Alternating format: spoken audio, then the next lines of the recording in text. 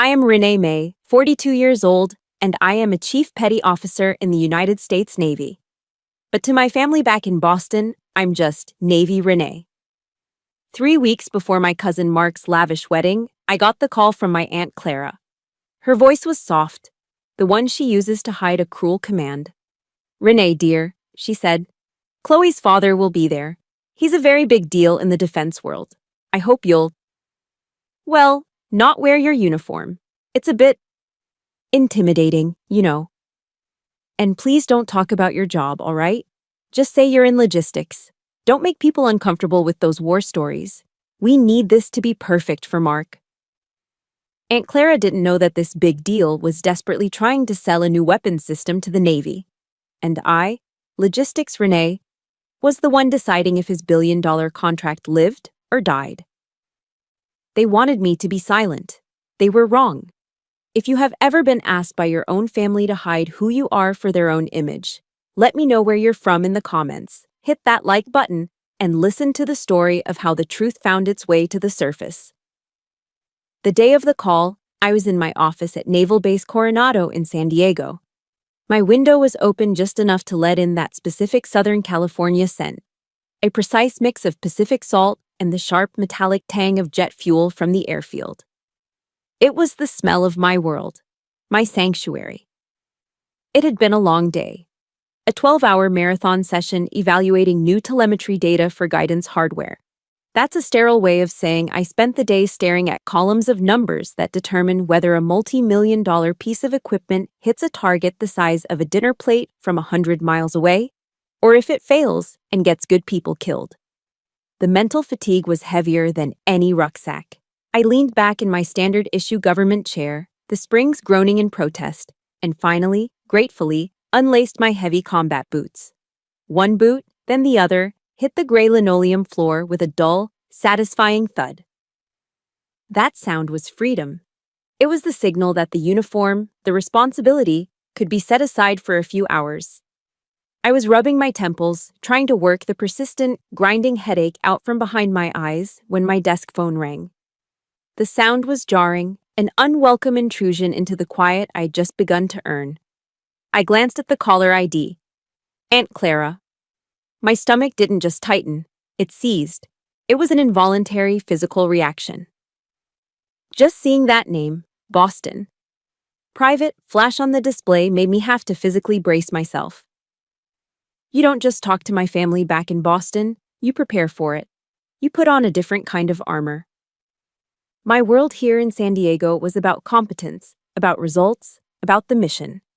Their world, the one that phone call represented, was about appearances, about bloodlines, about who you knew at Harvard. I took a deep breath, let it out slowly, and pasted on the fake, bright cheer I'd perfected over 20 years of dealing with them. It was a voice I hated.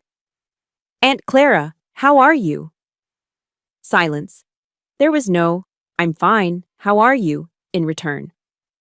Aunt Clara doesn't do conversational volleys. She doesn't do small talk. She navigates conversations like a torpedo, locking onto a target and proceeding in a straight line. Her voice, that silky, old-money New England accent that could make a death threat sound like an invitation to tea, slid right into my ear. "Renee, dear, I'm calling about Mark's wedding." I could already hear the unspoken "but" hanging in the air. I gripped the receiver a little tighter. "It's all coming together beautifully," she continued, her voice dripping with an artificial sweetness that set my teeth on edge. "The caterer is finalized. They did the governor's ball, you know. And the string quartet is simply divine. Chloe's family, Renee," she paused here for effect. "They are just, well, they're on another level. Her father is an extremely important man." I waited, saying nothing. I knew this wasn't just a social update. This was the preamble to an execution. "And that's why," she said, the silkiness in her voice turning a shade cooler, the warmth dropping out of it. "Your uncle and I were hoping you would be understanding." There it was, the bomb. "We really must insist that you don't wear your uniform." I blinked. Just blinked. I automatically looked down at the sleeve of my own uniform, the one I was still wearing. The 3 red chevrons and the rocker of a chief petty officer. An insignia I had bled for. An insignia I had earned by being smarter, faster, and tougher than everyone around me for 2 decades. It's just... She sighed, a long, drawn-out sound of exasperation, as if she were explaining basic math to a difficult child. It's so... masculine, Renee. It makes people uncomfortable. It's aggressive. Chloe's father is a very refined, very subtle man. We don't want to... startle him. Startle him, I thought. I've led men who have been in actual firefights, and he's going to be startled by my uniform? I tried to find my voice. It came out weaker than I wanted, almost a plea. Auntie, it's my service dress uniform. It's what I wear for formal events. It's the equivalent of a tuxedo. Oh, don't be difficult, dear, she snapped. And just like that, the silkiness was gone, replaced by pure, cold steel. The real Aunt Clara. Don't complicate things. This is a party, not a military parade. It's Mark's special day. Just wear a dress. Go to Nordstrom, buy a nice, pretty little flowery dress. Look a little more feminine. You understand. The request was a slap. The suggestion was a fist. It wasn't just about the uniform anymore. It was about me. I was the problem. I wasn't feminine. I was an inconvenience. But she wasn't done. The killing blow was yet to come. And while we're on the subject, she added, her voice regaining that false lightness, when you're mingling, please don't talk about your job. It's just unsettling. All that talk of guns and deployments and, well, whatever it is you do. It's not appropriate dinner conversation. My throat was dry. I couldn't believe this was happening. What am I supposed to say I do? I asked, and my voice was barely a whisper. Aunt Clara laughed. It was a light, airy, tinkling sound that held zero humor. It was the sound of a dismissal. Oh, who cares, dear? Just say you're in logistics. That's simple enough, isn't it? It's vague. It's perfect. Logistics. 24 years of service, multiple deployments, leading sailors in combat zones. The right to be called chief by men and women who would trust me with their lives. The expertise that had me evaluating billion-dollar guidance systems just this afternoon. All of it, my entire life, my entire identity, reduced to a beige, meaningless, invisible word. Logistics. All so I wouldn't embarrass them. We just need this to be perfect for Mark, she concluded, her voice all silk and command again, the matter settled. You understand. We'll see you in 3 weeks. The line clicked. She had hung up. I didn't say anything else. I just held the receiver in my hand, listening to the hollow drone of the dial tone. It buzzed in my ear for 10, maybe 15 seconds. My hand felt numb. Finally, slowly, I placed it back in its cradle. I sat there, motionless. I didn't move a muscle.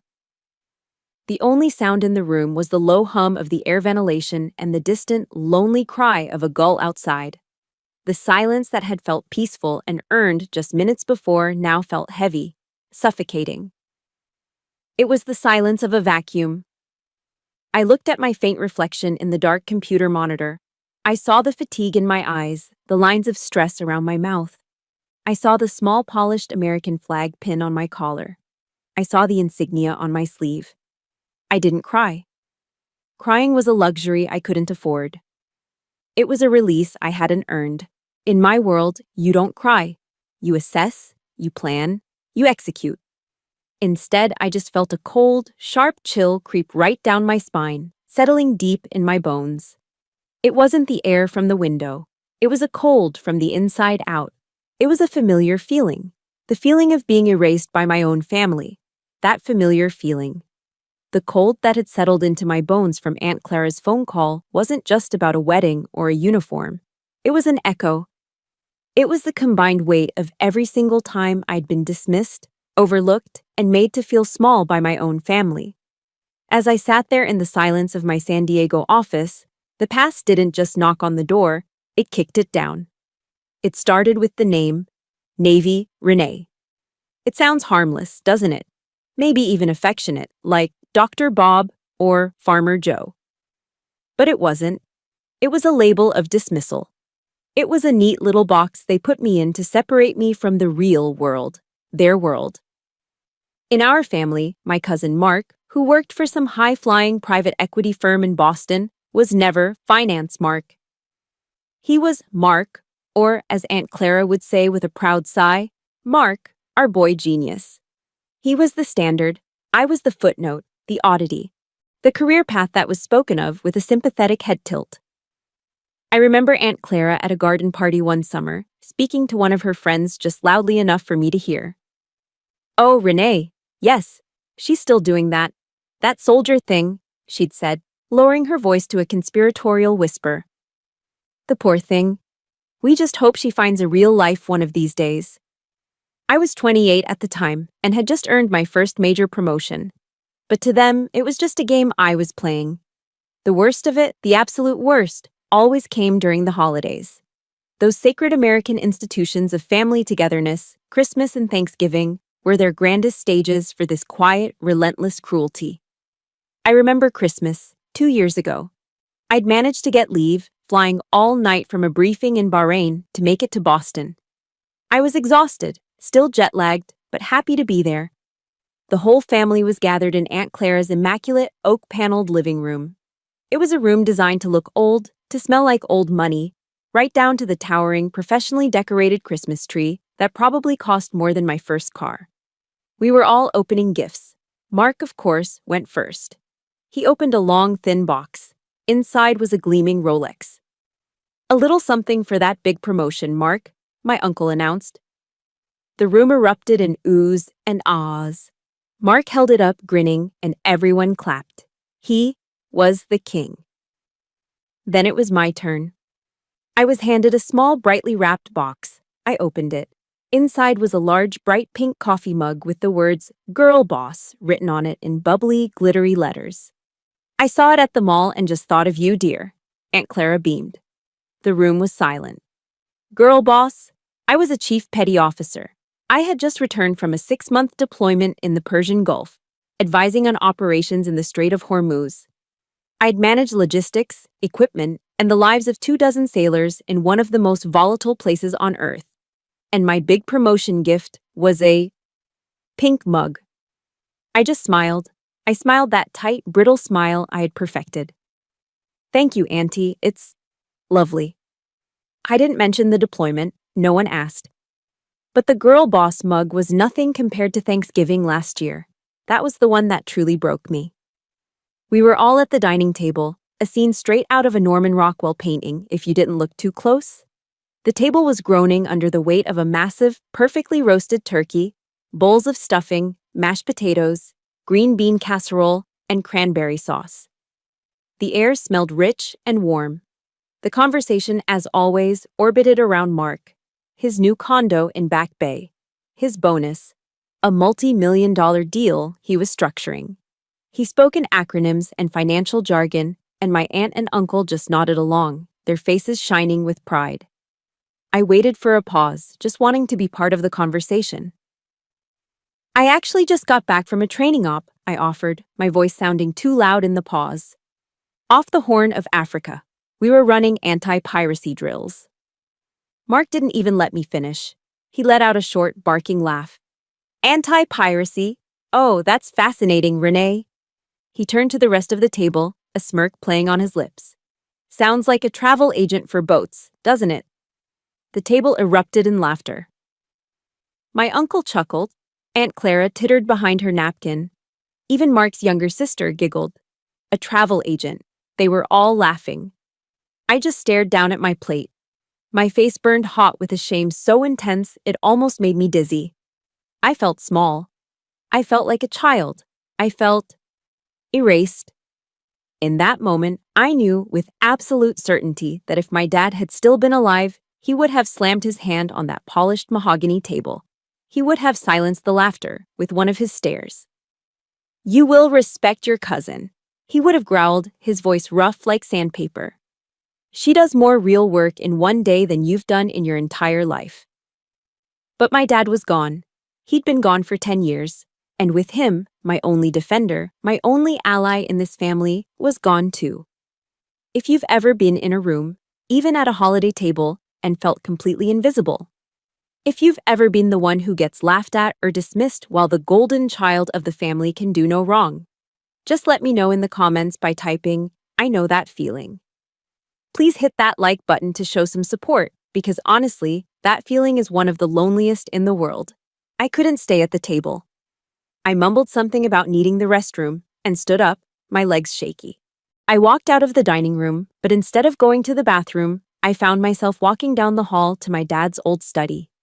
Aunt Clara kept it as a sort of shrine, though it was nothing like the rest of her house. My dad was a carpenter, a blue-collar guy.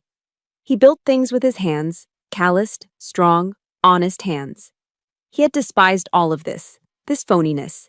He despised the obsession with appearances and money. I opened the door. The room still smelled like him, like sawdust and old books and pipe tobacco. I walked over to his old roll-top desk and opened the bottom drawer. It squeaked. There, beneath a stack of old blueprints, was the compass. It was an old, heavy brass compass. He had given it to me the day I left for boot camp. I remembered his words as he pressed it into my palm. "This world, Renee," he'd said, gesturing to the house, "it's all pretend. It's all smoke and mirrors. But what you're going to do, that's a real job. That has honor." He closed my fingers around the compass. "Don't you let them make you lose your way, girl."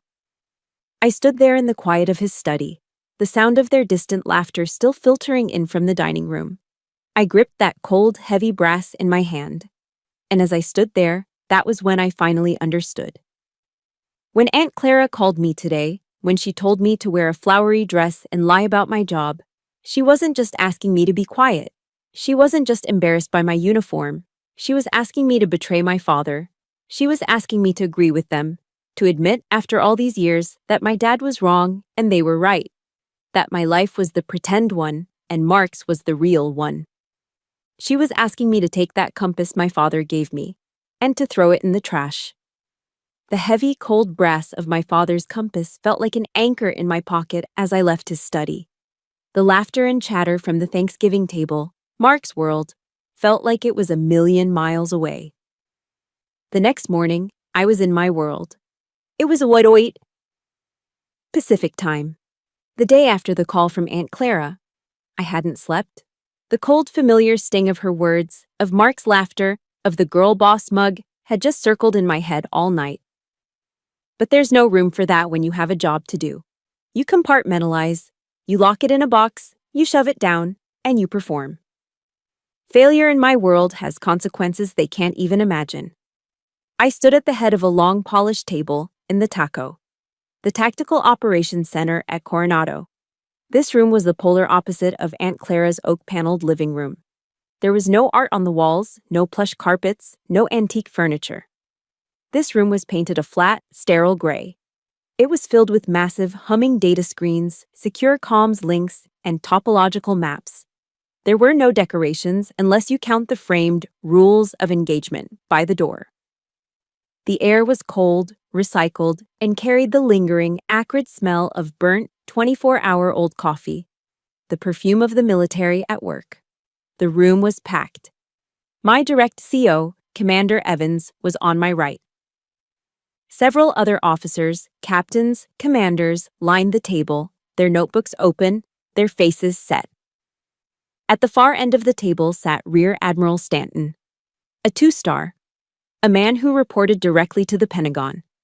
And they were all, every single one of them, silent. They were silent because I was standing. And when I stand in this room, I talk, and they listen. The subject was Project Neptune, the new coastal defense weapons system from the Jennings Corporation.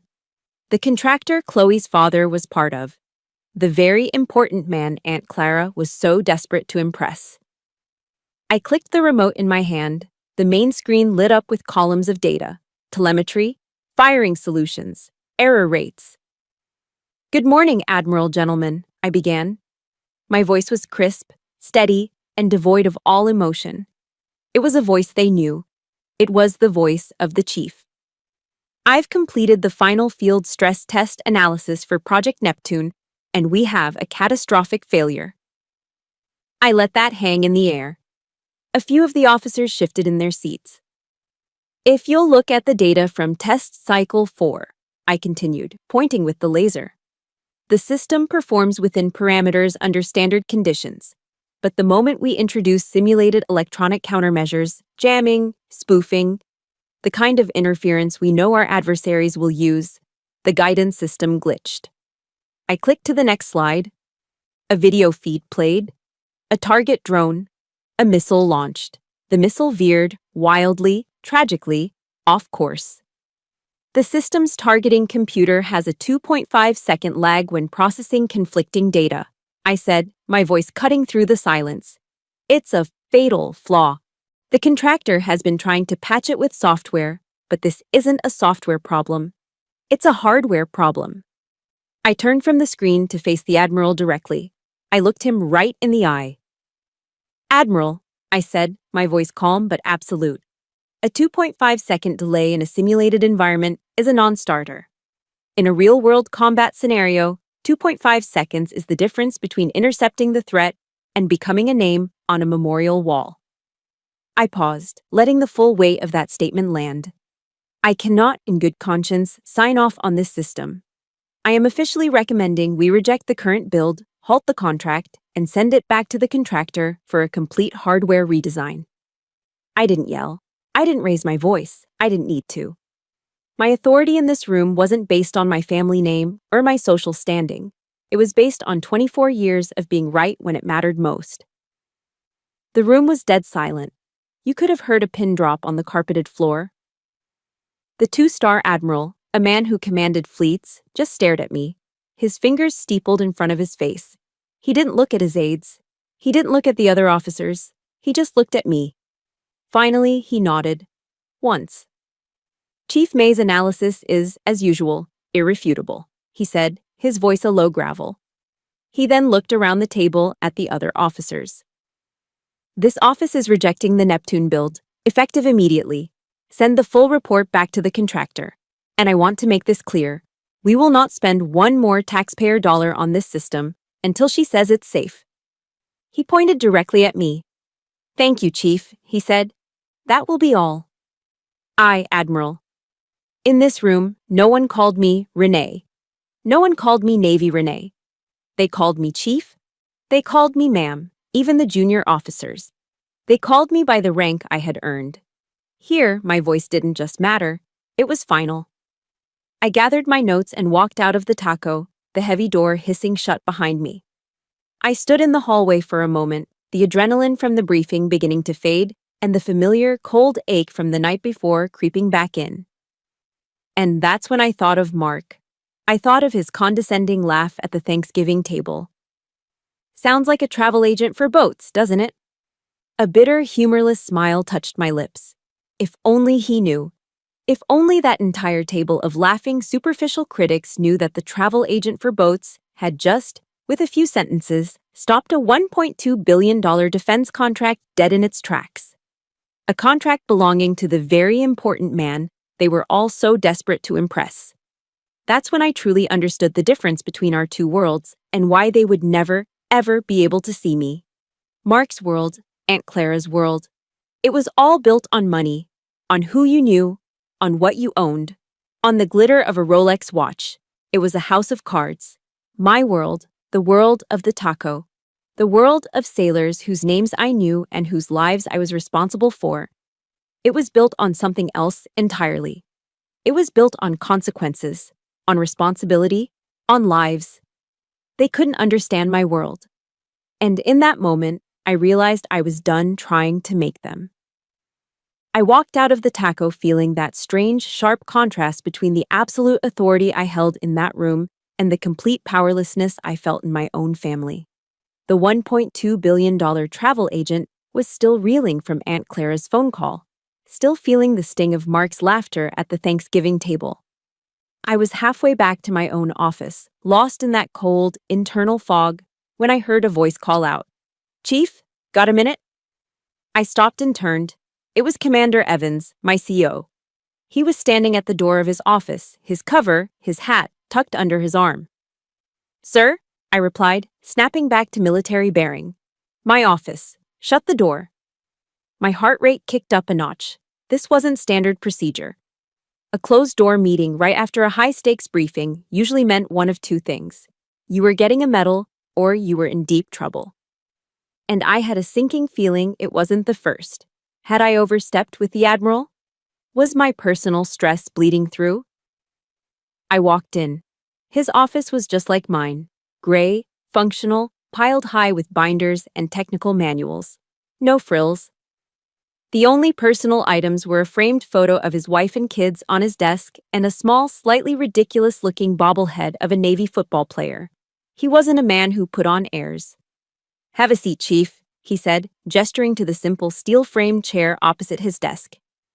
He didn't sit down immediately. He walked over to the small coffee pot in the corner and poured a thick black sludge into a mug. He gestured with the pot toward me. Coffee? No, thank you, sir. He took a sip of his own, grimaced, and then sat down. He didn't circle the topic. Commander Evans was a rip-the-band-aid-off kind of leader. First off, your analysis of the Neptune system was dead on, he said, his voice all business. Stanton was impressed. You saved us a hell of a lot of trouble down the line. Good work. Thank you, sir. Just doing my job. He leaned forward, placing the mug on his desk. The businesslike efficiency in his eyes softened, replaced by something else. A keen analytical scrutiny that wasn't aimed at my work, but at me. That's the thing, Chief, he said, his voice quiet. You always do your job. You're probably the most reliable expert I've ever had under my command. But today, in that briefing, you looked like you just swallowed a bad screw. I must have looked surprised because he continued. I know that report. You've had the data for a week. You've known about that hardware flaw for days. But the way you delivered that final recommendation, there was a different kind of fire in it, something personal. He held up a hand.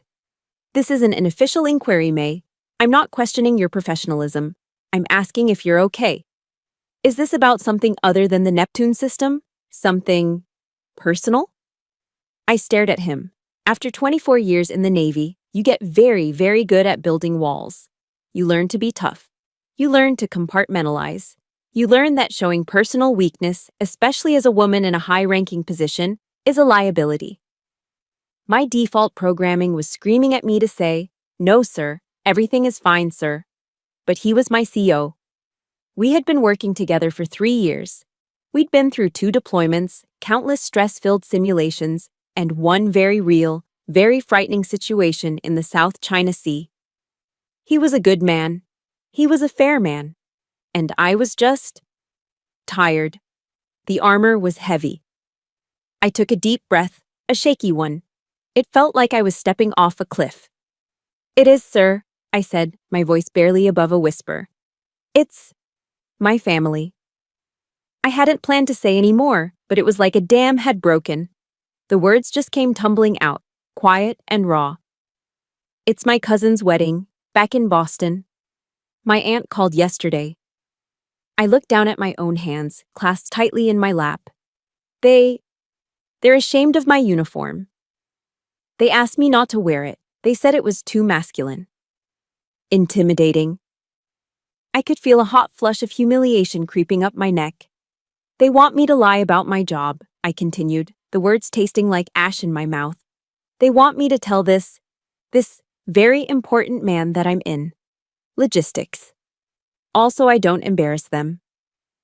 So I don't ruin the party for my cousin. I finally looked up, expecting to see pity, or maybe even awkwardness. I saw neither. Commander Evans's face had hardened.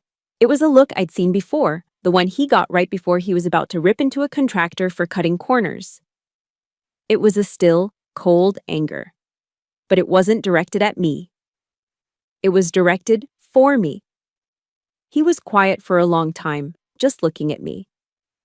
He wasn't just hearing me, he was seeing me. He was seeing the humiliation my own family was blind to. Finally, he leaned back in his chair and let out a long, slow breath. Wall Street, he said, his voice a low rumble. Sir? My brother, he explained, his eyes distant for a second. He's on Wall Street. Makes about 10 times what I do. Wears a $3,000 suit to work every day. He picked up his coffee mug and stared into it. Last time I saw him at my kid's christening, he spent the whole time making jokes about my uniform. Asked me how my little armed cosplay was going. He snorted, a bitter, humorless sound. Then he actually asked me if I'd shot anyone yet, like it was a video game. Right in front of my wife. He looked up, and his eyes met mine. And in that moment, there was no rank. There was no commander and no chief. There were just two people who understood. Some people may, he said, his voice full of a weary, ironclad certainty, will never understand what service means. They are physically incapable of it. Their brains are wired to see value only in dollar signs and social status. They will look at your sacrifice, your expertise, and your honor. And all they will see is something inconvenient. He leaned forward again, his gaze intense. Do not, he said, let those people cheapen you. Do not let them take what you've earned and make it small.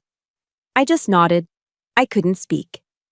A huge, painful knot in my chest that I hadn't even realized I was carrying suddenly eased.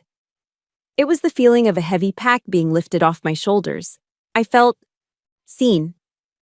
Thank you, sir, I managed to say, and my voice was thick with an emotion I couldn't name. We take care of our own, Chief, he said, the businesslike tone returning just a little.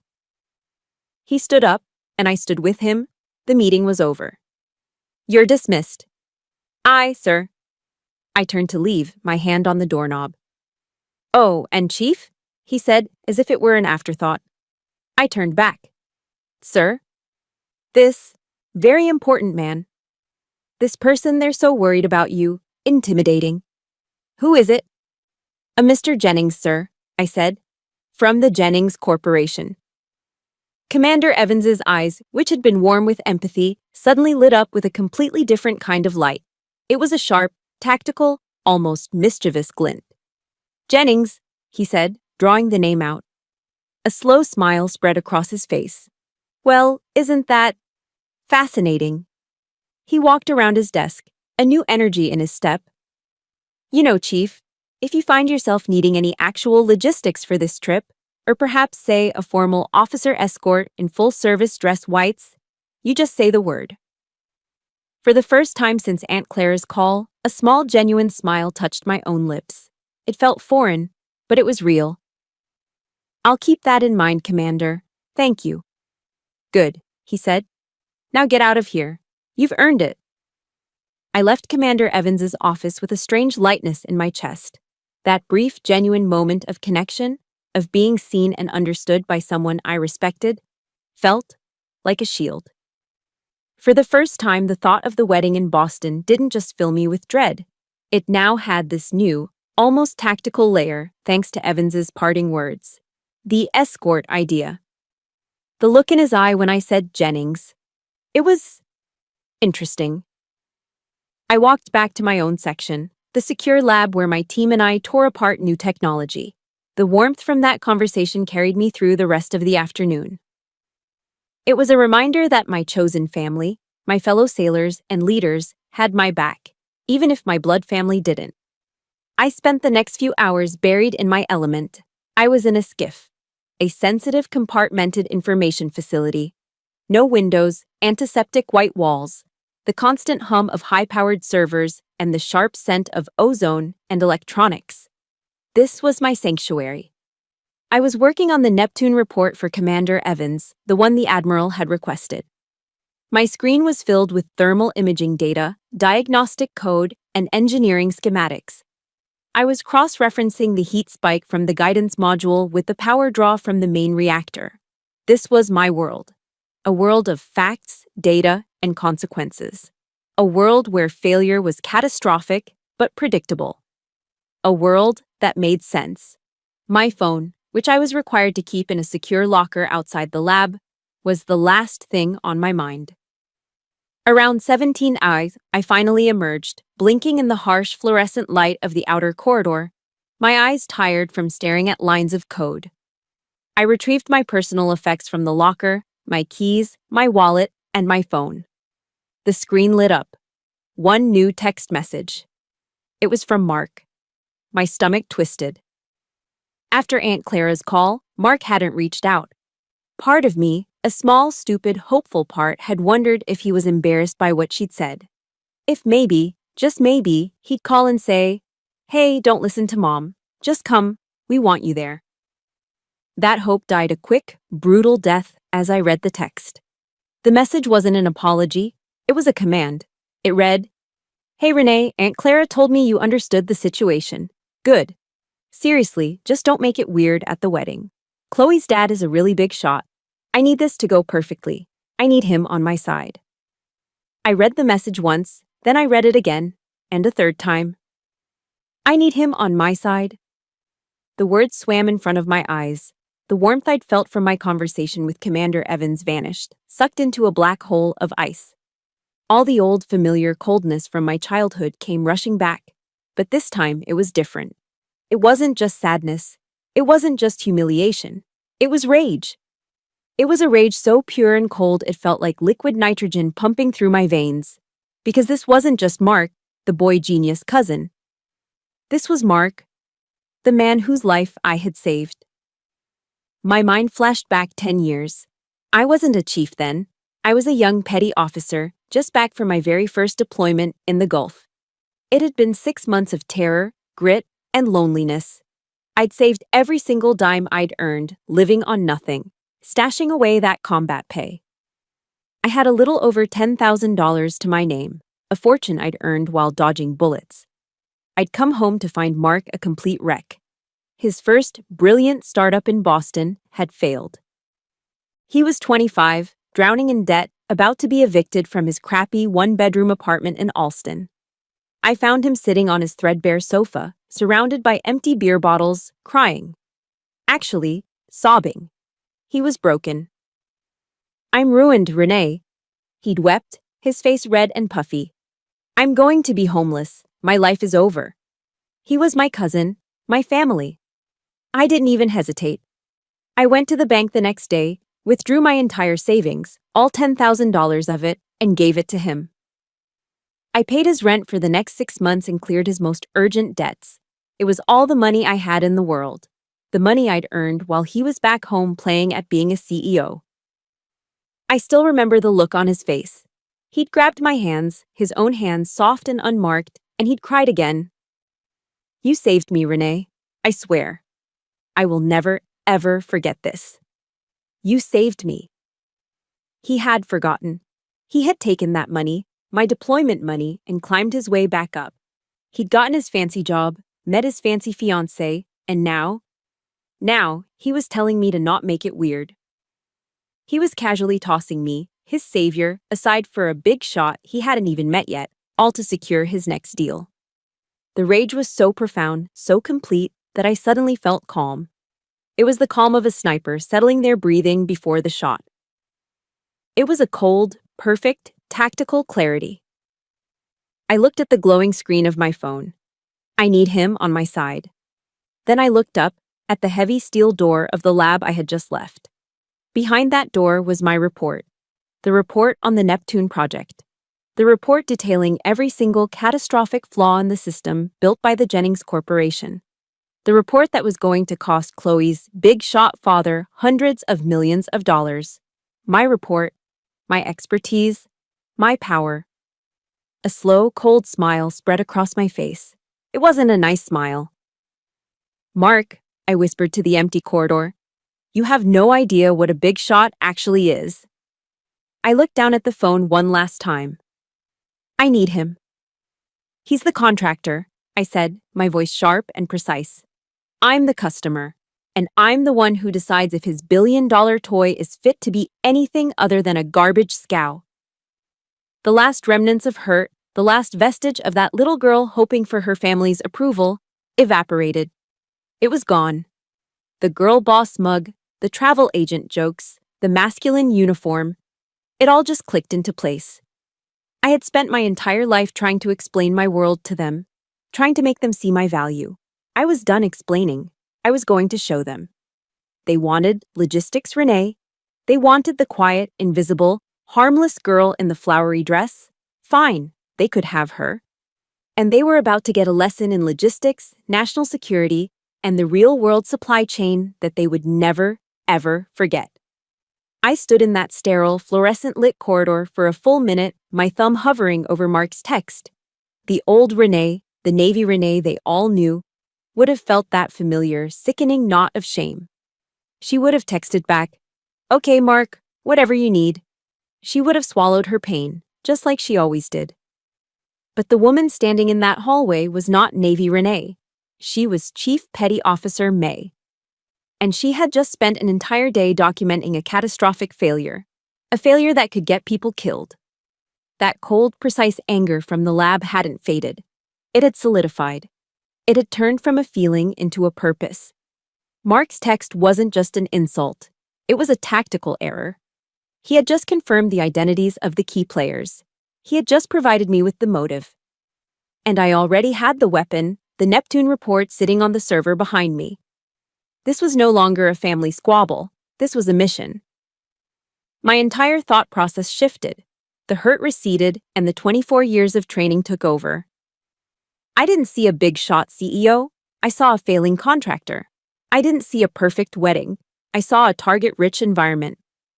I turned on my heel, my boots echoing with sharp, sudden purpose. I didn't go home. I went straight back to my office, the one with the American flag visible outside the window. I sat down, the screen illuminating my face in the dark, and I pulled up a secure line. My fingers didn't even tremble as I dialed. It was after hours, but I knew he'd pick up. Leaders like him always do. He answered on the second ring. "Evans." "Sir," I said, my voice as crisp and steady as it was in the TACO briefing. "It's Chief May. I apologize for the late call." "Never apologize for doing your job, Chief. What's on your mind?" I took a breath. This was it, the point of no return. "Sir, I have an idea regarding the wedding I mentioned." "I'm listening," he said. I could hear the curiosity in his voice, the tactical mind whirring to life. "You mentioned Mr. Jennings of the Jennings Corporation," I said, keeping my voice level. "He is the big shot my family is so concerned about. He will be at the wedding. My aunt has specifically requested that I remain silent about my work." "How convenient for him," Evans said, his voice dripping with dry ice. "Yes, sir. It occurred to me that a large formal social event is a terrible place to conduct official business. But," I paused, "it might be the perfect opportunity for an informal, off-the-record, opportunistic engagement with a failing contractor." There was a short, sharp silence on the other end of the line. Then I heard something I rarely heard from my CO, a low, genuine, appreciative laugh. "Chief May," he said, and I could hear the smile in his voice. "You are something else. I bow to you. That is a brilliant, brilliant idea." He continued, "It's not a family party. It's a key stakeholder engagement. And as your commanding officer, I'd feel a lot better if I were there to provide support and to represent the official command position on the Neptune failure. Make sure Mr. Jennings understands exactly how serious the Admiral is." "That was my hope, sir," I said, allowing a small, cold smile of my own. "Then it's settled," Evans said, his voice all business again. "I'll clear my schedule. I'll fly commercial to Boston. And yes, Chief, I will be wearing my full-service dress whites. We'll give them the official position they're looking for." "Thank you, Commander." "Don't thank me," he said. "This is about accountability. This isn't just about your family, Chief. This is about every sailor who will ever set foot on a ship that relies on Jennings's tech. This isn't revenge. It's justice." He was right. I thought of the young sailors I trained, kids who were barely 20 years old, who trusted me, trusted my analysis to keep them safe. I thought about what would happen if that Neptune system failed during a real engagement because a CEO was more interested in champagne toasts than in fixing a 2.5-second lag. I would not let a spoiled CEO like Jennings and a social climbing, hallow family like mine put my people at risk. "I understand completely, sir," I said. "Good. Send me the itinerary. I'll see you in Boston, Chief." "Aye, sir." I hung up the phone. The sense of release was overwhelming. The knot of humiliation I'd carried for decades just dissolved. It was gone, replaced by a cold, hard certainty. I swiveled in my chair and pulled up a fresh document on my screen. I typed, Operation Boston Common. I smirked. Maybe a little dramatic, but it helped me focus. I began to list out the plan, just as I would for any mission. Phase 1. Infiltration and Observation. Objective 1. Comply with Aunt Clara's request. Arrive at the wedding out of uniform. I'd wear the pretty floral dress she wanted. Tactical camouflage, blend in. Become the invisible Navy Renee they expected. Objective 2. Observe the key players. Locate Jennings. Assess his mood. Observe his interactions with Mark and Chloe. Gather atmospheric data. Phase 2. The trigger. Objective 3. Do not initiate contact. Let the adversary open fire first. Wait for the inevitable insult. Wait for Chloe, or Mark, or even Aunt Clara to make a condescending comment. Phase 3. Engagement. Objective 4. Use their insult as the cover to engage Jennings. Use their public dismissal of my logistics job as the precise, surgical opening to reveal the truth of my role regarding Project Neptune. Objective 5. Support.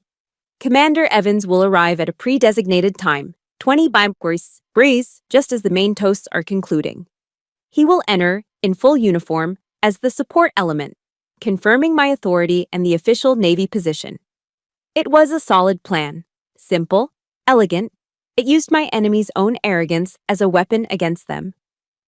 I leaned back, looking at the plan on the screen. Then my eyes drifted to a small, worn piece of paper I had taped to the bezel of my monitor. It was a quote I'd printed out years ago from Theodore Roosevelt. It is not the critic who counts. I thought of Mark, laughing at the Thanksgiving table. I thought of Aunt Clara and her friends, whispering, "Oh, the poor thing, still playing soldier." They were the critics. The credit belongs to the man who is actually in the arena, whose face is marred by dust and sweat and blood. I thought of my time in the Gulf. I thought of the grime under my nails, the exhaustion so deep it lived in my bones, the terror and the triumph. I was the one in the arena. My family, with their soft hands, their expensive parties, and their cruel, shallow judgments. They were just spectators. Who at the best knows in the end the triumph of high achievement, and who at the worst, if he fails, at least fails while daring greatly, so that his place shall never be with those cold and timid souls who neither know victory nor defeat. My family. They were the cold and timid souls. Have you ever felt that way? Like you were the only one in the arena, while the people who were supposed to support you were just sitting in the stands, criticizing?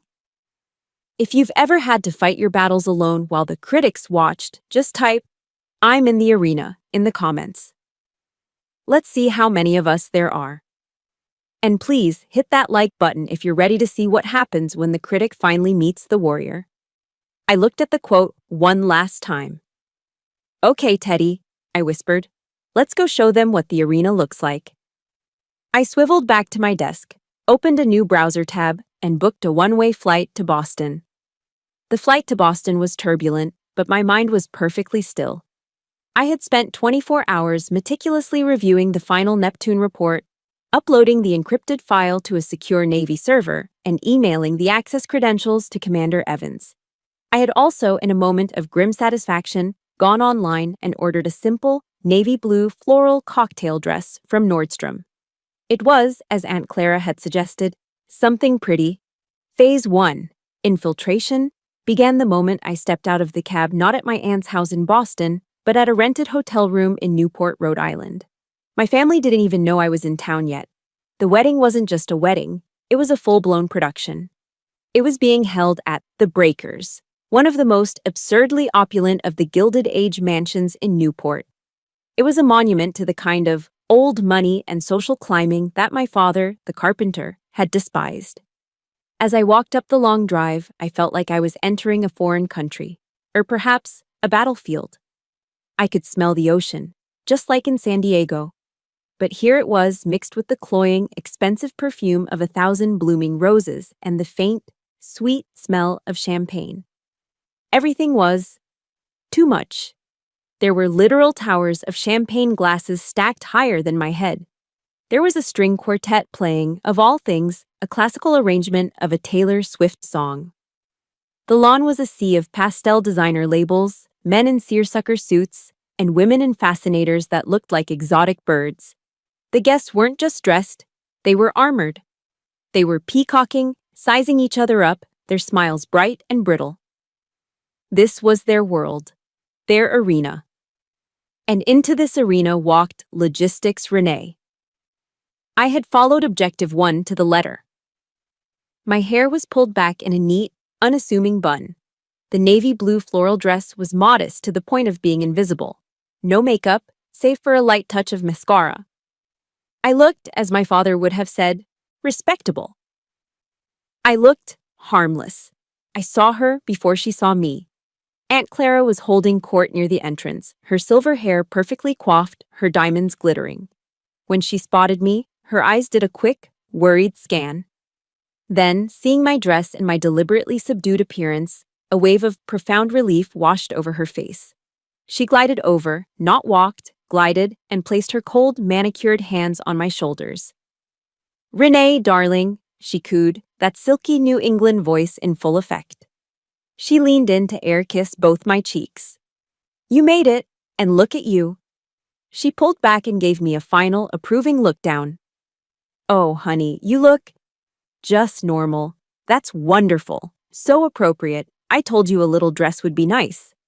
Normal. That was the last insult. The final confirmation. To her, normal was the highest compliment she could pay me, because her greatest fear was that I would show up as myself.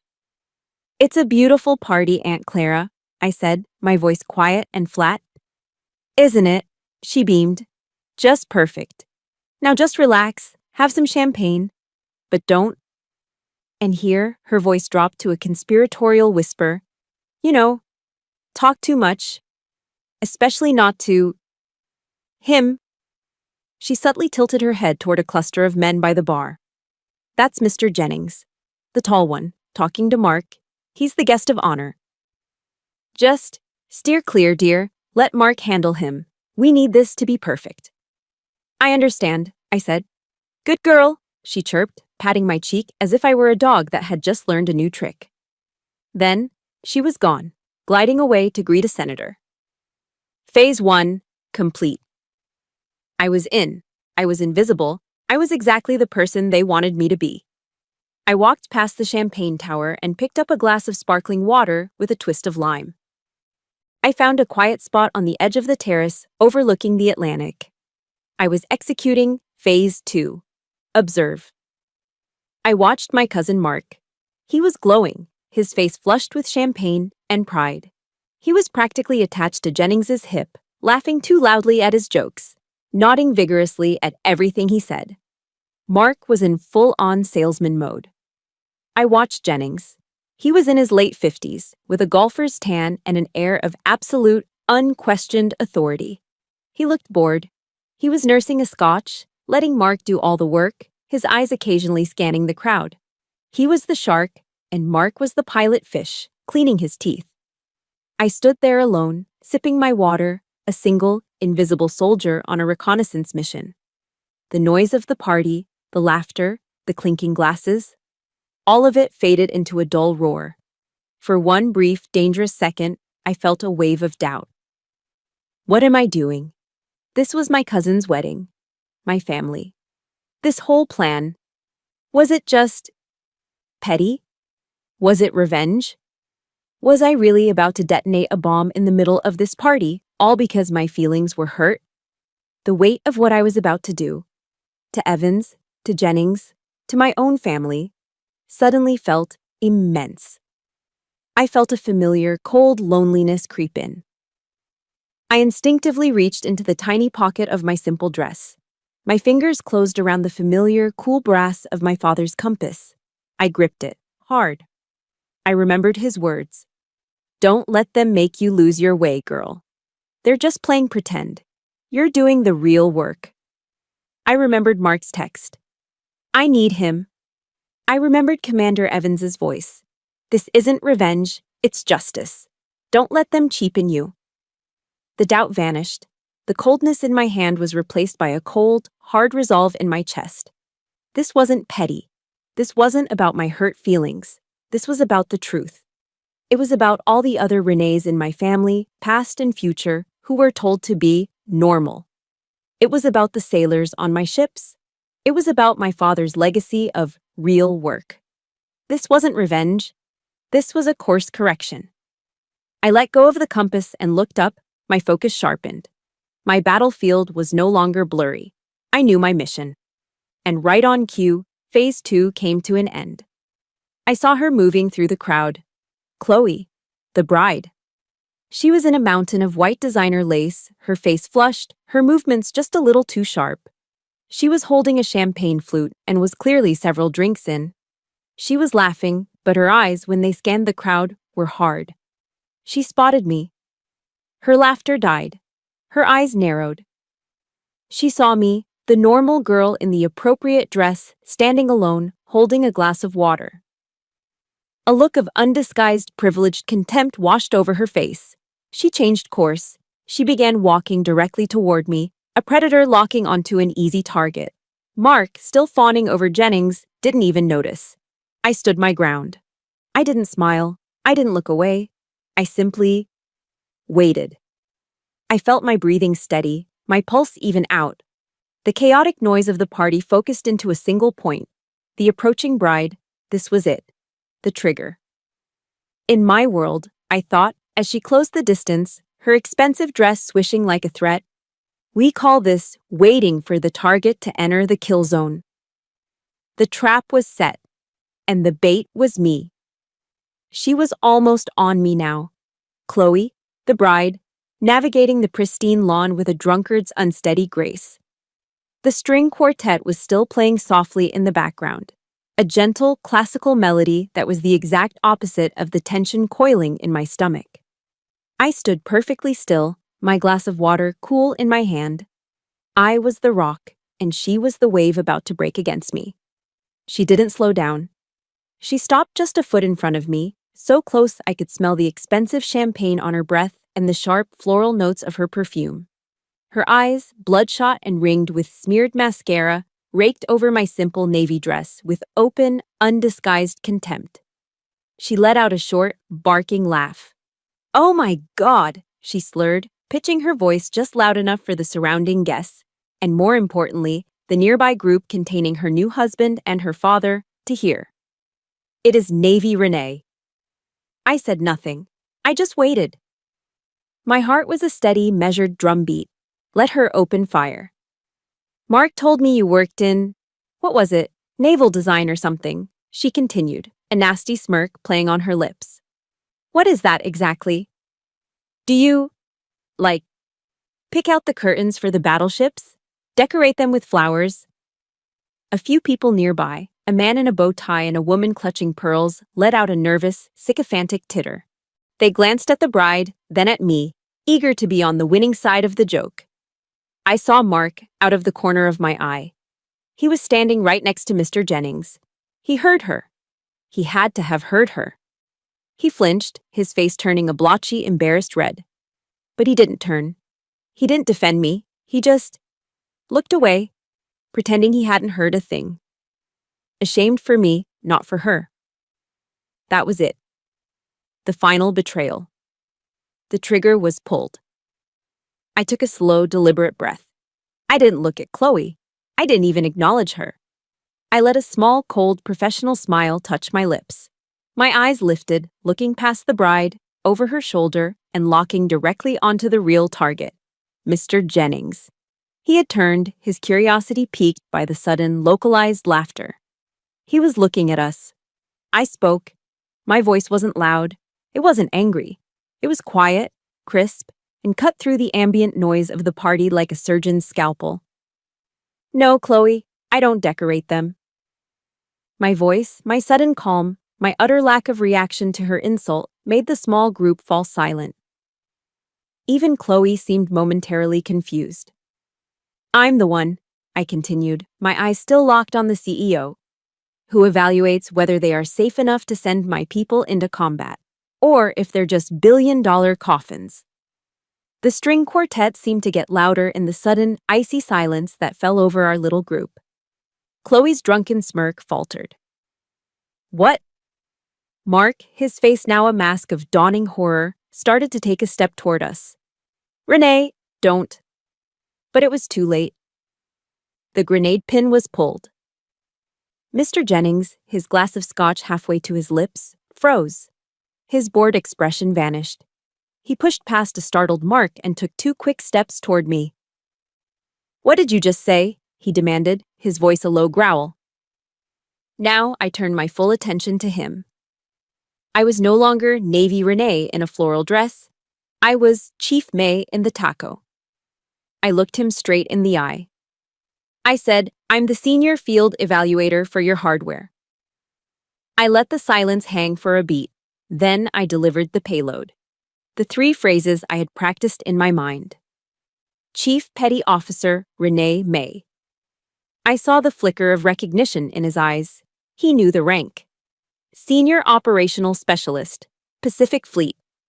His face, which had been ruddy from the champagne, began to pale. He knew what that title meant. And I finished, am the lead signatory on the final field report for Project Neptune. Boom! The blood drained from his face. The color just fell. I watched him go from a ruddy pink to a ghastly pasty white in the space of 3 seconds. The big shot CEO, the man my family was desperate to impress, was looking at me as if he'd just seen a ghost. My God, he whispered, the scotch glass trembling in his hand. You're CPO, May. I am, I said quietly. Renee. Mark tried again, his voice cracking with panic. What are you doing? This is my wedding. Chloe just stood there, her mouth half open, her drunken brain trying and failing to understand the sudden, seismic shift in power. I just got off a VTC with the Admiral about your system, Mr. Jennings, I said, my voice all business. The 2.5-second lag in the targeting system, the one your engineers swore was a software glitch? It's not. It's a hardware flaw in the cooling module. It overheats under simulated combat load. That's impossible, Jennings stammered, but he was already sweating. I assure you, it's not, I said. And as of Utter 9, Saturday Friday, my formal recommendation to the Admiral is to... I never got to finish that sentence, because right at that moment, exactly 20 Huidvais, just as I had planned, a new figure appeared at the entrance to the terrace. He was a man in his late 40s, tall, with an air of absolute command. And in a sea of seersucker suits and designer pastels, he was a beacon of pure, stark white. It was Commander Evans. He was in his full, immaculate service dress whites. The gold braid on his visor glinted. The double rows of ribbons on his chest, medals for service, for valor, for combat, were a silent, powerful testament to a world my family knew nothing about. He didn't look at the bride. He didn't look at the groom. He scanned the crowd, located me, and began walking directly toward our group with long, purposeful strides. The entire party started to go quiet. The music faltered. People stared. This was not a guest. This was a presence. He stopped directly in front of me. He didn't smile. He brought his heels together with an audible click on the stone terrace and rendered a sharp, perfect salute. Chief Petty Officer May, he said, his voice carrying with the authority of a man born to command. I stood at attention and returned the salute. Commander. Evans dropped his salute and nodded. Ma'am, I apologize for the interruption. He turned his head just enough to include a terrified Mr. Jennings in the conversation. I've just received the preliminary after-action report on that Neptune test failure last week, Evans said, his voice cold and hard. The one where the guidance system melted. The Secretary of the Navy's office is displeased. They've requested a full in-person brief from you. He looked pointedly at me. No later than our 9 sequels, Monday. Be prepared to present your findings, Chief. All of them. The terrace, which seconds before had been filled with the sound of a string quartet and light laughter, was now utterly silent. The only sound was the distant crash of the Newport waves against the cliffs below. Commander Evans's words hung in the air, heavy and cold as anchor chain. "Be prepared to present your findings, Chief, all of them." "Aye, Commander," I replied, my voice steady. I dropped my salute. He nodded once, curtly, then turned his gaze. His eyes fell on the CEO. "Mr. Jennings, I'll expect your full cooperation. We'll be in touch." He didn't wait for a reply. He simply turned on his heel and walked away, his white uniform cutting a path straight through the stunned, silent crowd of designer suits. The moment he was gone, the spell broke, but the party was irrevocably split. Two distinct bubbles had formed on that pristine lawn. The first bubble was the one I was in. It was small, intense, and terrified. Mr. Jennings, no longer the bored big shot, was now just a man, pale and sweating profusely through his expensive linen suit. "Why wasn't I told?" he hissed, rounding on me, his voice a panicked whisper. "The cooling module, you're sure?" The party, the wedding, my family. None of it existed anymore. I was back in the taco. "Yes, sir," I said, my voice devoid of emotion.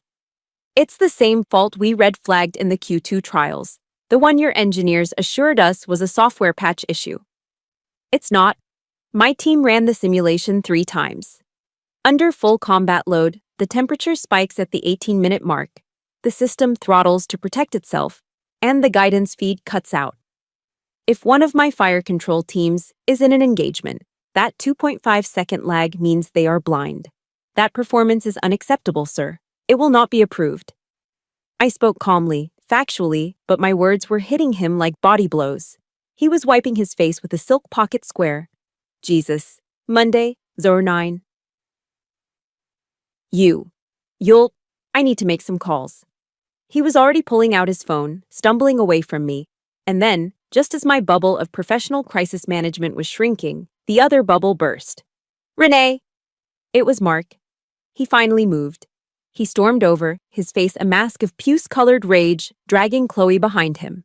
She was now openly sobbing, her mascara running in black rivers down her cheeks. "Renee, what the hell did you do?" he yelled. The whispers among the guests instantly stopped. Everyone was watching. "This is my wedding. This is my wife. You. With your soldier friend." He was sputtering, incoherent with rage.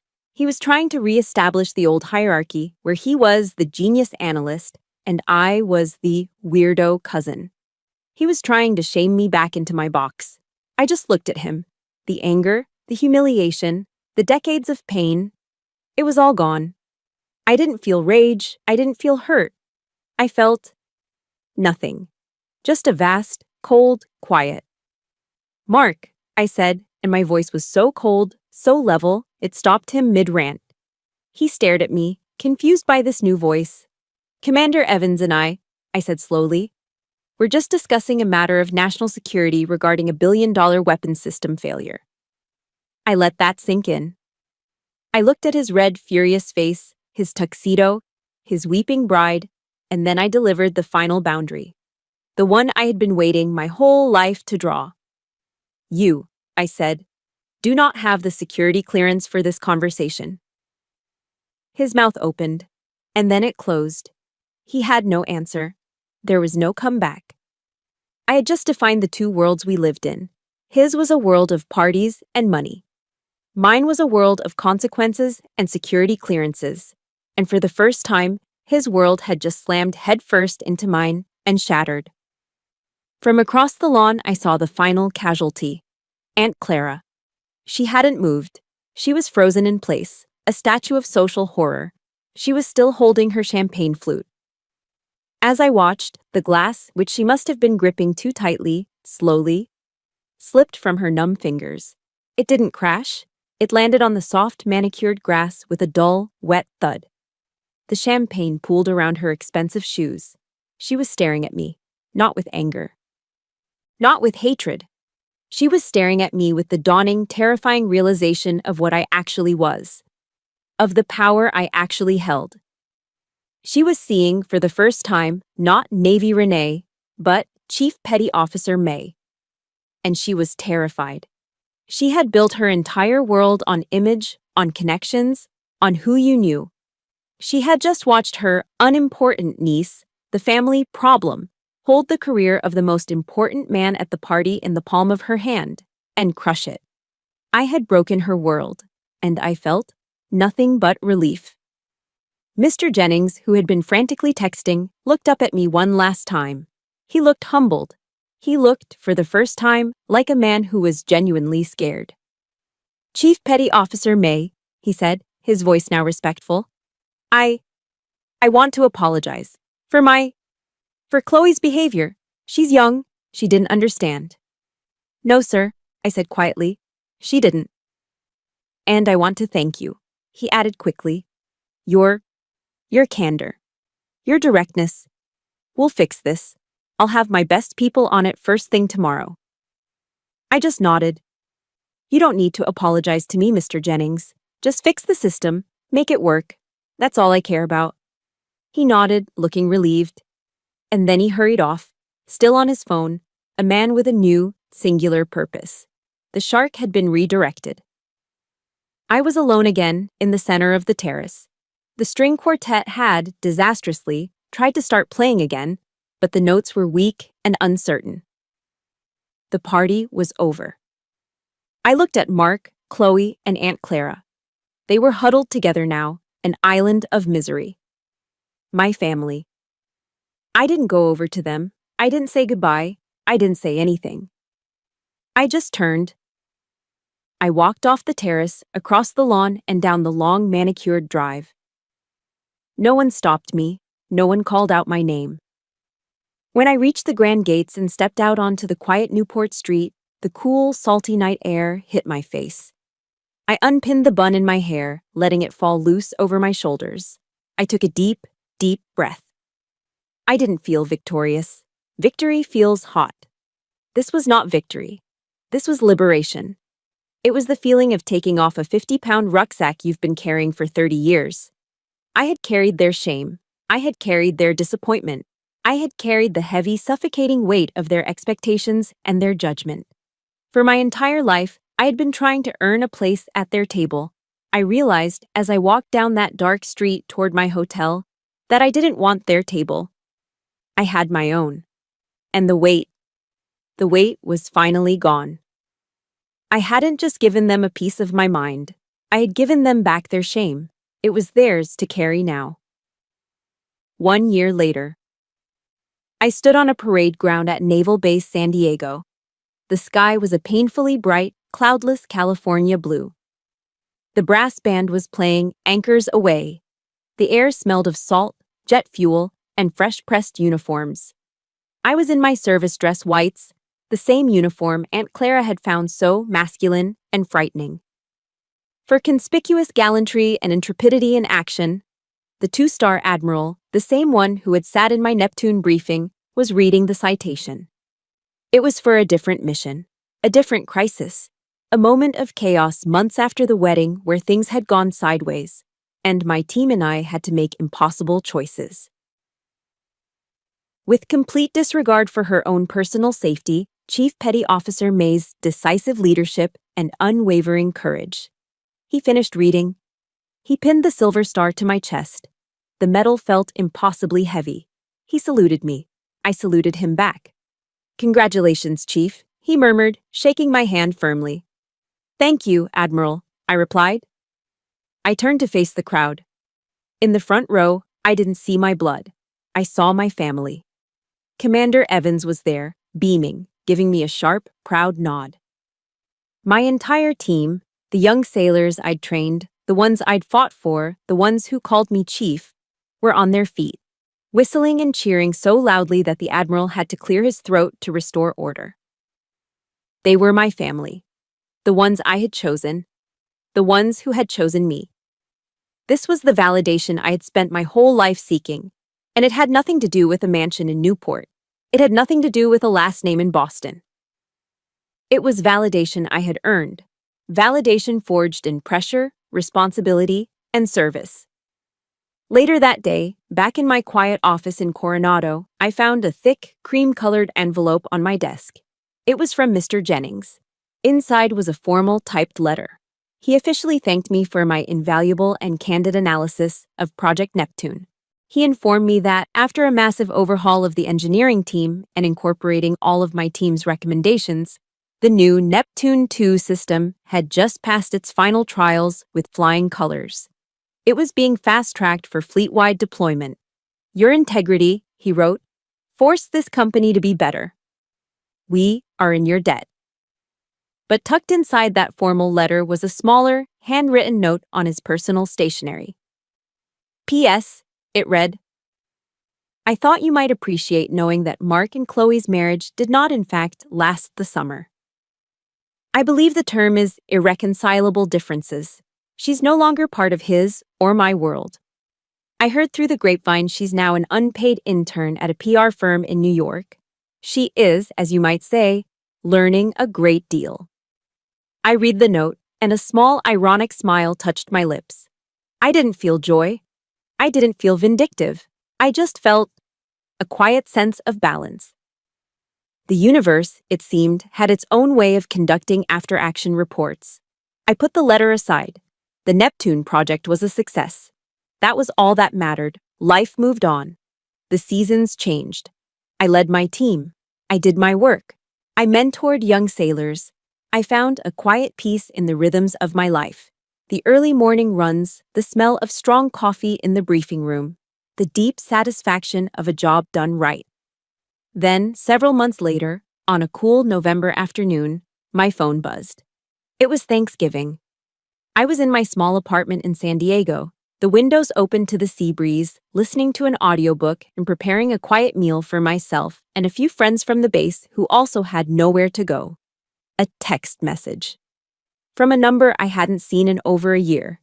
It was from Mark. Hey Renee, it read. Are you coming home for Thanksgiving? Mom. Aunt Clara.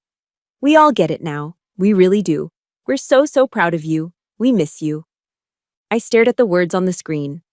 We're so proud of you. This was it. This was the sentence I'd waited my entire childhood to hear. This was the validation I'd broken myself trying to win. For a moment, my breath caught. The ghost of the little girl in the girl boss mug, the girl called a travel agent, stirred inside me. And then, she was gone. I felt nothing. No anger, no pain, no lingering bitterness. Just a profound, calm, and total indifference. The words, which would have meant the world to me a year ago, now meant nothing at all.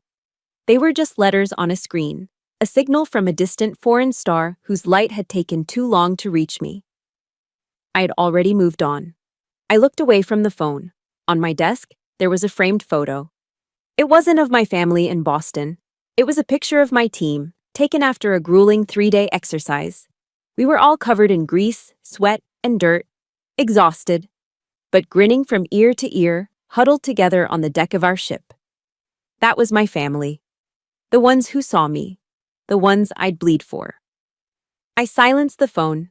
I didn't reply to the text. I walked back to my kitchen, turned up the volume on my book, and continued chopping vegetables for the friends who were on their way. My family was coming over.